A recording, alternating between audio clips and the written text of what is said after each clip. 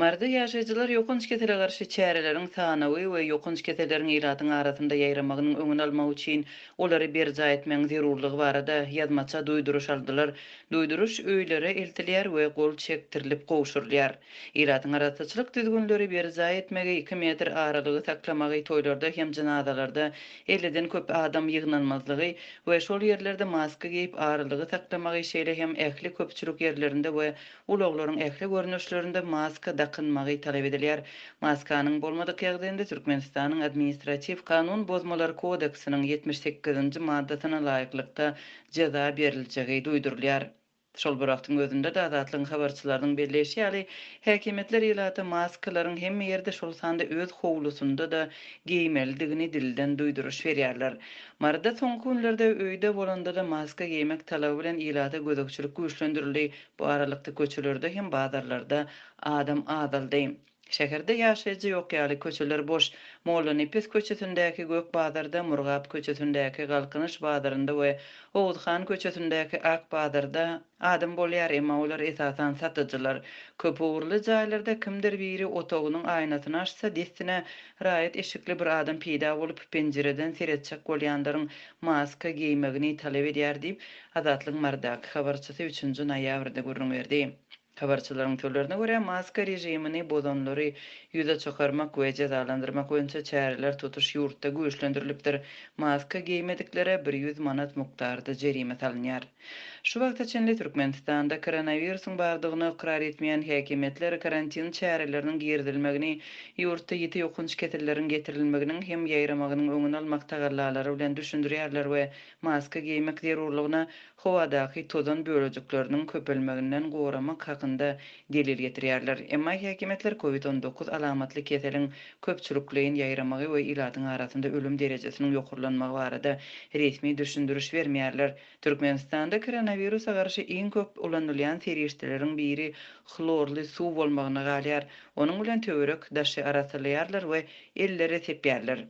Mekteplerde keselhanalardan baryan lukmanlar derwedanyň agdynda durýarlar we gelýän mektep okuwçylarynyň ellerine xlorly serişdäni sepýärler. Mektep binasynyň girilgesinde hem çağalaryň ellerini arasylýarlar. Her bir klas otagynyň öz xlorly gapyrjagy bar. Mundan başga da pollary ýuýarlar hem başga ýerler süpürýärler. Çağalaryň xlordan özlerini erwet duýup lukmanlara ýüz tutýan halatlary hem seýrek däl diýip Mardak habarçymyz aýdýar. Onun sözlerine göre lukmanlar we şepagat uyalary şäheriň mekteplerinde ýygyderli nowaçylyk çekýärler. Ýer saat 7-de işe başlananlar gün ortana çenli we ondan soňkular günüň ikinji ýarymynda işleýärler. Mundan başga da sebetde uçurlardan dezinfeksiýa serişdeleriniň tepilmegi dowam etdirilýär. Habarçylarymyzyň we ýerli ýaşaýjylaryň aýtmagyna görä soňky günlerde ýokardan serişdeleriň tepilmegi diňe bir gece däl gündizine de amal aşyrylýar. Ýurdun häkimetleriniň resmi taýdan düşündürüş bermeýän emma amala aşyrýan çäreleri ýylatyň ýaşaýyş derejesine we saglygyna ýaramaz täsir edýär. Karantin çäreleriniň şertlerinde köpler gazançdan mahrum bolup zerurlyklaryny üçin bilmeýärler. Saglyk problemalaryna duçar bolýarlar. Indi hastahanalaryň ýokunç keteller bölümlerinde ýeri ýok. İçgeçme we zäherlenmeler bilen kesellenler köp. Howadan dermanlary sepmek we gowy iýmitlenmezlik adamlaryň saglygyna ýaramaz täsir edýär. Köpçülik arasalanmadyk paxta ýagyny möhleti geçen adygy iýer. Döwlet dukandary çürük kartoşka we soğan ýaly önümleri aýlyk paýy görnüşinde satýarlar diýip habarçymyz aýdýar. Mundan başga da her maşgalada koronawirus alamatlary bolan hastalaryň bardygyny, köpüsiniň öýde öz-özlerini bejerýänligini, şol sanda buruşly uňuş iýmek we üzerlik tütetmek bilen oňuşýandygyny habarçylarymyz aýdýarlar. Türkmenistanda dezinfeksiýa serişdelerini temperaturany ölçemek üçin termometrleri satyn almak we koronawirusyň ýaýramagynyň öňüni almak üçin beýleki çäreler üçin elatdan pul toplamak däbi hem dowam etdirilýär. Aşgabatdaky habarçymyzyň 3-nji noýabrda aýtmagyna görä, paýtagtyň sport mekdeplerinde temperatura ölçegen jamlaryny satyn almak üçin pul ýygnalyp başlandy.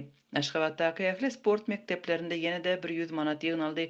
Insanperwer kömeginden temperatura ölçüjüleri satyn almak üçin her mektebiň alan ölçüjüleri 1700-2000 manat aralygyna düşdi. Käbir mekteplerde berilen enjamlar 34 derejede temperaturany görkezýär diýip habarçymyz aýdýar. Mundan ozal Mari we Libap vilayetlerindäki habarçylarymyz daşary ýurtlaryň Türkmenistana ýiberen ynsanperwer kömeginiň ýurdun saglyk edaralaryna paýlanyp bunyň üçin iş härlerden pul alynýandygyny habar beripdi. Soňky aýlarda Türkmenistan Birleşen Ştatlardan, Birleşen Arap Emirliklerinden, Türkiýeden, bütün dünýä Saglyk Guramasyndan we Ýewropa Birleşiginden koronawirusa garşy görüşmek üçin ynsanperwer kömegini alypdy. Türkmenistan hem öz gezeginde pandemiýa sebäpli ynsanperwer kömegini berdi. Ol ýaňy ýakynda ortýada umumy bahasy $1 million töweregi gumanitar kömegini uradypdyr. TASS agentliginiň habaryna görä bu barada 2 noýabrda Ortiýatyň Daşary işler ministriniň orunbatary Andrey Rudenko Federasiýa Geňeşiniň Halkara gatnaşyklar komitetiniň mezgilinde ma'lum edipdir. Türkmenistan Merkezi Aziýa döwletlerinden pandemiýa wagtynda Ortiýada ynsanperwerlik kömegini beren ýekdetäk ýurtdur diýip Rudenko aýtdy. Agramy 1000 tonna barabar bolan bu gumanitar ýük Ortiýatyň Daşary işler ministrliginiň web sahypasyndaky maglumata görä strategik hyzmatdaşlygyň görelgelerini esaslanýan ýurdara hyzmatdaşlygyň çäginde Ortiýat tarapyna gowşurylypdyr. Muht kömek dokma guruluşyk materiallary, adyk önümleri ýaly türkmen önümlerini öz içine alýar.